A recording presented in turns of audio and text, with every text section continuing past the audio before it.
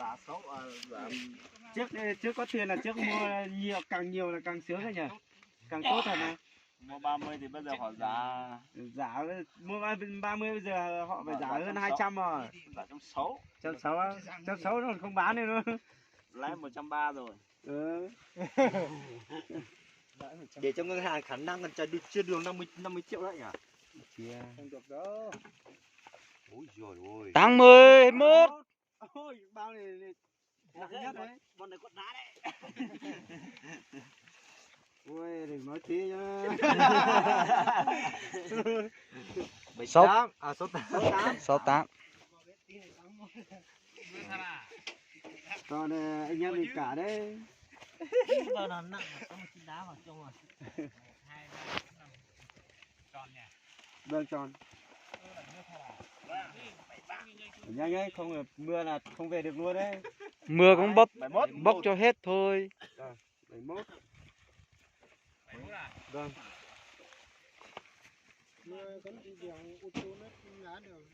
Ô, cái gì chỗ này em kia. Xem máy thì tôi ngã được. 65. Nhang này muốn lắm không? Bước đường đang tan đi rồi.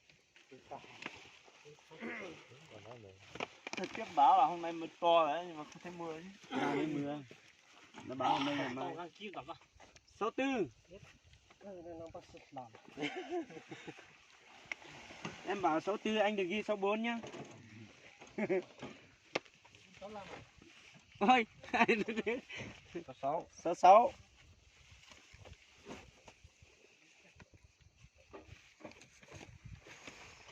Xây nó vô tặng cho nó trùng tủ lò là. Nó tiếp vui sang coi lại cả. Rồi hành cả xây cả tọt phân luôn bọn nó mà tọt cái nào tướng rồi như con tọt lợi. Dúa đó là nó đã to. Ở bị bộ chiếu vô nhỏ. 79. 79 à? Vâng. Ôi xùi nhang thì hồn năng. Nó có món đó là. Sao má nhá. Món đó rồi sung. 62. Nhân dùng nữa. Cái đó có trồng mùa nữa. Anh còn không báo xem là nó bao nhiêu, em cứ tưởng là hơn 100 một tí thôi. 100 tí thôi. Tưởng như hôm qua ấy. 160 có leo được cái chỗ này đi không? Không tốt lẹ. Số phụ đi hết. 71. Nhà nữa là 200 rồi nhỉ. Chợ nhiều được nhiều mà. 63 bao rồi. Còn 100 bao nữa. 62. 62.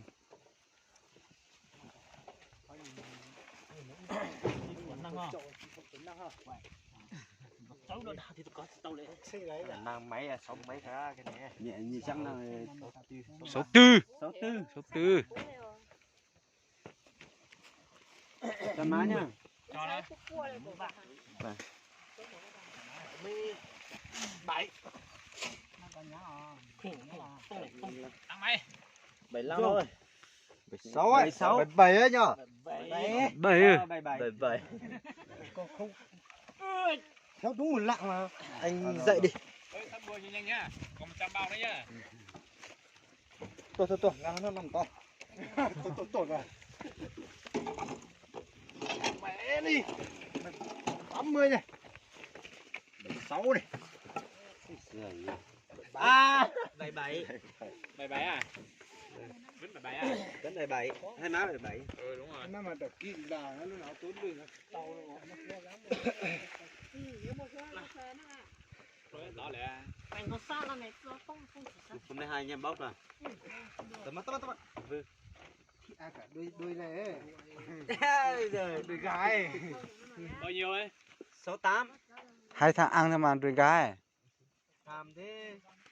Một con thì mới thầm bên. Chắc đi tí lại đi lại đánh liêng hết rồi. Bao nhiêu? 68. Lại đi bên kia đi. Bây giờ lại uống rồi. Ui, nhanh đi. Tầm mắt đó, bóc sang ăn đi. Bộ văn này đi truyền liêng hết thì Vừa thì với anh cha thì suốt ngày chơi liền mà. Sao biết? Anh sao không biết? Chơi toàn là ăn về rồi lâu nó mới thua nó làm khổ ấy. 71. 71 năng còn bún mẹ bọn năng Con má nhá. mưa cũng không sợ. Mưa cân. Ui. Chục à, sao 50. Hết rồi nó bảo là tối nay 12 giờ mới mưa. Quế. Bao nhiêu rồi? 50. 50 là nó tao quả. Số 8. Năm ta quả lá. Dun nóng nóng mà. Lẻ một à? Con à. Để 2. Lẻ hai đúng không? 68 à?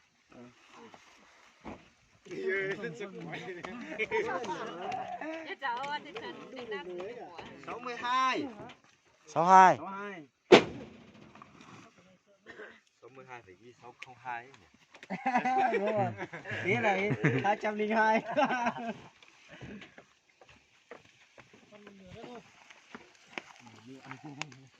Nhiều cái đi làm gì đi một nửa đây còn 100 nữa cơ mà. 71. 71 à?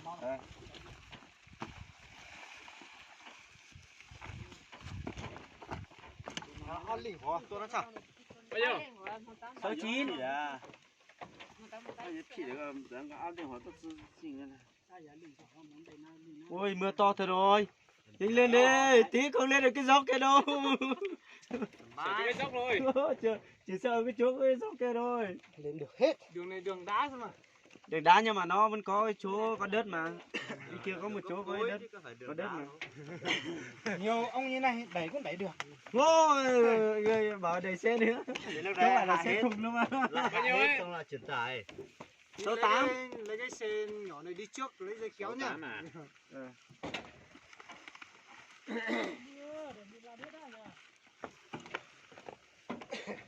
77. 77.